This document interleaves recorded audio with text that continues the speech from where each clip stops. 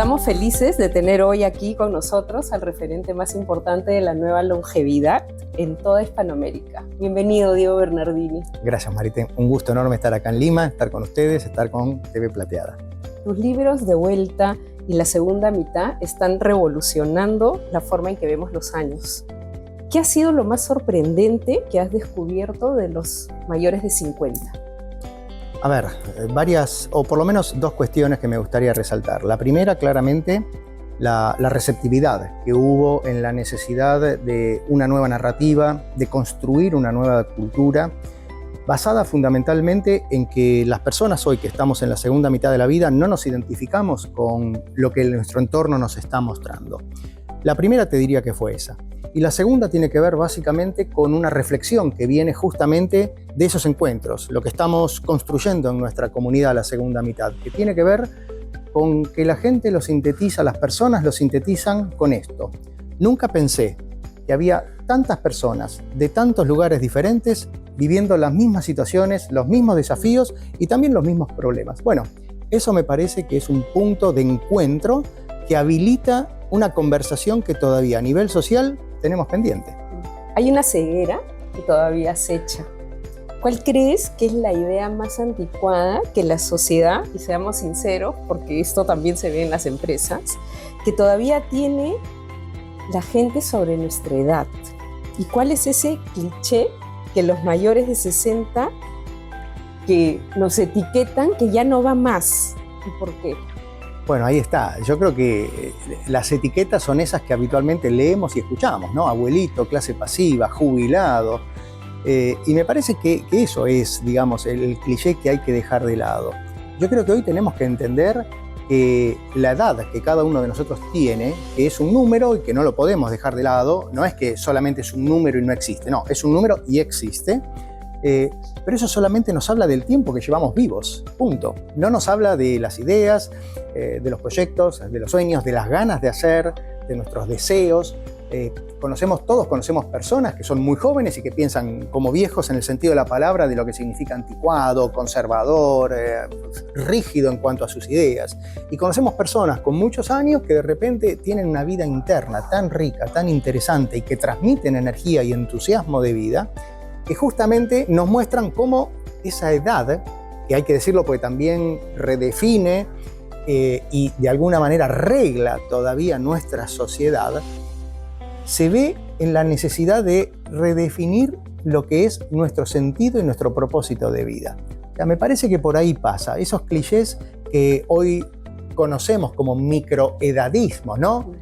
Qué bien se te ve, no aparentás, o por qué a tu edad vas a hacer esto o a pensar en esto. Bueno, eso es lo que tenemos que dejar de lado.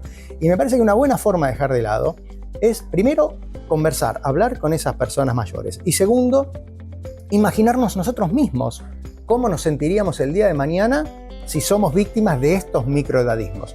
Tenemos que construir una nueva longevidad, tenemos que construir una nueva cultura, y eso es una responsabilidad de cada uno de nosotros.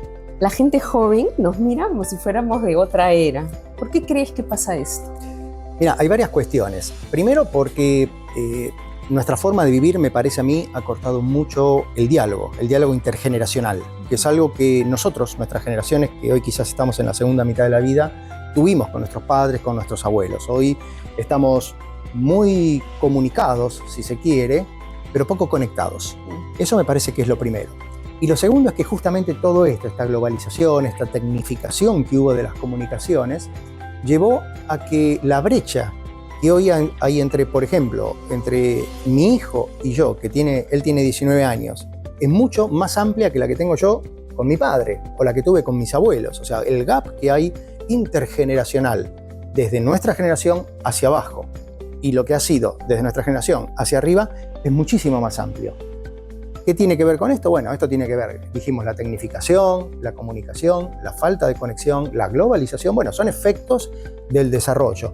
Y me parece que en ese sentido, nuestra tarea es poder de alguna manera restablecer esas comunicaciones, trabajar sobre esos vínculos, porque todo tiene riesgos, ¿no? El desafío en este caso es esos jóvenes, que mi hijo, que toda esta gente, quizás hasta busca información, estudia de una manera distinta, pueda gestionarla de una manera correcta. Y esa gestión muchas veces se optimiza con la experiencia, que es lo que le podemos brindar nosotros. Hablando de la segunda mitad de la vida y la nueva longevidad, ¿cuál crees que es el cambio más urgente que se necesita en nuestra sociedad para que realmente funcione? A ver, yo creo que el principal cambio está en nosotros mismos. O sea, nosotros tenemos que cambiar y entender que la vida no se acaba a los 50, aunque la sociedad hoy nos esté diciendo que a partir de los 50 o a partir de los 40 y tantos, te diría yo, porque la realidad es que dejamos de percibirnos jóvenes apenas pasados los 40. Eso es lo que nos muestran los estudios de percepción sobre el paso del tiempo. Entonces me parece que el primer cambio está en cada uno de nosotros. Y en la medida en que cada uno de nosotros entendamos esto, va a ser más fácil el cambio comunitario, el cambio social. Y esto involucra, más allá, o en una visión quizás más macro que la individual, involucra a los políticos, involucra a los empresarios particularmente, que tienen que entender que hoy los talentos, las experiencias, los distintos journey, como se dice en el ámbito corporativo, son distintas experiencias, exposiciones y riquezas que hay que poder entender, gestionar e incorporar. Si hay algo, Marité, si hay algo que está tan estereotipado en nuestra sociedad, es el paso del tiempo. Total. Me dice, y eso da lugar al prejuicio y da lugar a la discriminación. Por eso, o por lo tanto, eso es una tarea de cada uno de nosotros. Y tenemos que trabajarlo a diario, porque también va a ser una forma de beneficiarnos a nosotros en nuestro futuro. Porque hoy la experiencia de la longevidad, la experiencia de una segunda mitad larga e interesante, es una certeza en la mayor parte de los casos, y está en cada uno de nosotros que la convirtamos en una cuestión de interés, de bienestar y de satisfacción. Ahora conversemos un poco sobre la economía de la nueva longevidad. ¿Cuál crees que es la oportunidad de oro que las empresas están dejando pasar por alto y qué es lo que no están viendo? No están viendo experiencia, no están viendo personas que se equivocaron, que se entristecieron, que ganaron, que triunfaron, que fueron expuestas a distintos entornos. Hoy sabemos que esos distintos entornos crean riqueza. Crean una riqueza que es un capital humano, un capital social que es irreproducible, que es propio, y además lo sabemos por las investigaciones. Te cuento algo muy rápido. Hace unos años atrás, la consultora internacional McKinsey publicó un artículo donde a cerca de 4.000 altos ejecutivos de distintos países del mundo les preguntaba si contratarían colaboradores mayores de 45 años. Y la mayoría dijo que no. Pero la segunda pregunta fue, ¿pero usted tiene colaboradores mayores de 45 y de 50 años? Sí, los tengo. ¿Y qué tal son? Ah, son los mejores. Entonces vos fíjate algo, existe una contradicción que además está avalada por los estudios, de la cual no nos estamos haciendo cargo. Entonces, ¿qué es lo que pasa? Hoy a un colaborador le pedimos experiencia, le pedís un grado académico, le pedís una maestría, le pedís una experiencia que se suelen conseguir entre los 32 y 35 años. Y a los 45 los estás sacando del mercado laboral, o sea, nos estamos preparando para una vida laboral de 10 años en promedio. Porque no todos los colaboradores van a llegar a ser directores, no solo van a llegar a ser gerentes, sino que en algún momento van a encontrar en el emprendimiento como una salida la supervivencia. Y no me parece que es justo eso. Así que fíjate cuántas cosas tenemos que modificar y tenemos que modificarlo en los distintos aspectos que tiene nuestra sociedad. Este es un tiempo único, donde estamos conviviendo hasta 5 generaciones. ¿Cómo esto está cambiando las dinámicas familiares, las responsabilidades de cuidado y el apoyo mutuo? ¿Y qué nuevos modelos de convivencia familiar podrían surgir de todo esto?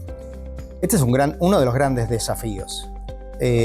Primero, me parece que es una oportunidad y una gran posibilidad, como nunca antes hemos tenido en la historia de la humanidad, de compartir 4 o 5 generaciones en la mesa familiar o en un ambiente laboral. Yo puedo decir que conocí 3 bisabuelas mías, que disfruté mis abuelos hasta grande, hasta los más de 50 años, y eso es una oportunidad que antes no se daba. Y me parece que eso es espectacular. Ahora bien, claro, yo tengo 3 hermanos, pero tengo un hijo. Y esto se repite en muchos lados. Entonces, el gran desafío que tenemos hoy en día y que tenemos que tener un suficiente ingenio y poder innovador para poder hacer frente a lo que implica el cuidado. El cuidado, esto es un tema muy importante. La mayoría de nosotros quienes hoy nos están acompañando y que no han cuidado, van a tener que cuidar. Y esto es importante, pero antes de eso también tenemos que cuidarnos nosotros y ahí entra el autocuidado. Entonces, hoy estamos arribando a una segunda mitad de la vida con un nivel de información sobre la salud, sobre nuestro bienestar que nunca antes hemos tenido. Esos son recursos para el autocuidado. Pero también tenemos que alertar a esas personas jóvenes que tienen que tener vidas sanas, porque van a tener que trabajar más, porque van a vivir más, y vivir cuesta dinero. Entonces, me parece que esto es una ecuación importante que de alguna manera está transformando, y tenemos, los que por lo menos entendemos este tema, nos apasiona, lo estudiamos y lo seguimos, tenemos que alertar, tenemos que educar, tenemos que hacer pedagogía de la longevidad para las generaciones más jóvenes, para los que toman decisión sobre el gran poder transformador que está viviendo nuestra sociedad. Y cierro la idea con esto. Vos fíjate, el cambio climático ya llegó a 1 grado y no sabemos a cuánto va a llegar. La inteligencia artificial está modificando nuestra forma de vida, pero no sabemos hasta cuándo va a llegar. Pero sí sabemos que aquí en Perú hay 4.8 millones de personas mayores de 60 años que van a seguir aumentando, que van a llegar casi a 6 dentro de los próximos 15 años, que la tasa hoy de recambio en Perú es de 2.3, pero en apenas 5 años más va a pasar por debajo de esa tasa de recambio y va a entrar en un crecimiento negativo. Bueno, son tendencias demográficas que las tenemos muy claras. Entonces, ¿qué mejor que poder utilizarlas para optimizar esta transformación que está viviendo la sociedad? Y para cerrar nuestra charla, cuéntanos sobre el Diplomado de la Nueva Longevidad. ¿Para quién está dirigido? El diplomado es una formación sobre un marco conceptual que estoy trabajando del año 2017, que se ha convertido en un nuevo paradigma, que las personas lo han convertido en un nuevo paradigma. El diplomado es básicamente una formación académica, es una formación que ya vamos por la 6ª edición, con más de 200 personas graduadas, un programa que dura 8 meses, online, sincrónico, donde trabajamos en un espíritu de comunidad, porque todas las personas que de alguna manera asisten, si bien tenemos personas de 28 años hasta 84 años, todas tienen de alguna manera un recorrido, una experiencia de vida, una profesión, bueno, y todo eso suma. Entonces, trabajar en comunidad significa aprender todos de todos. Tenemos un conjunto, un equipo de más de 20 docentes de distintos países que enriquecen los 12 módulos que forman parte de este diplomado y que al mismo tiempo es una pata muy importante de algo más grande, que es nuestra comunidad, la segunda mitad, una comunidad que tiene personas en Iberoamérica, que es la comunidad líder en formación en nueva longevidad y que tiene otro grupo de actividades y que ya tiene capítulos locales. Tiene un capítulo acá en Perú, tiene un capítulo en Argentina, tiene capítulos en México, en Colombia, y cada vez somos más los que de alguna manera, porque esto me parece que es lo importante, nos identificamos con esta nueva narrativa, con esta nueva cultura, con esta nueva forma de pensar, donde la segunda mitad de la vida no solo se está convirtiendo en la etapa más larga que nos va a tocar vivir a todos, sino, como dije antes, en la más interesante. Para todos esos mayores de 50 que nos escuchan y que tienen esa chispa emprendedora, ¿cuál sería tu mejor recomendación? ¿Existe una regla de oro que no pueden olvidar al lanzarse a emprender? A ver, como regla de oro, lo que yo diría es que nunca es tarde para comenzar. Como recomendación, lo que les diría es que el gran indicador cualitativo de una buena vejez o no es la salud. Con la salud uno puede hacer una serie de cosas que sin salud no podríamos hacer. Y para la salud, de alguna manera podemos intervenir porque tenemos información. Hay que moverse más, hay que cerrar el pico, hay que mantener un peso adecuado, hay que rodearse de amigos, de afectos profundos, hay que tener un espíritu de vida, un sentido de vida. Y por otro lado, lo que yo diría es que si podemos conversar sobre esto, cada vez va a haber más espacios, más lugares como el que tenemos en nuestra comunidad, en la segunda mitad, donde lo que hacemos es, de alguna manera, transformar vidas y construir lo nuevo. La nueva longevidad es construir el futuro y lo estamos haciendo entre todos. Diego, muchísimas gracias por esta excelente conversación y por compartir con TV Plateada. A ti que nos estás viendo, te invito a seguir a Diego Bernardini en las redes que aparecen en pantalla. Queremos leer tus comentarios y si te gustó esta charla, compártela. Nos vemos.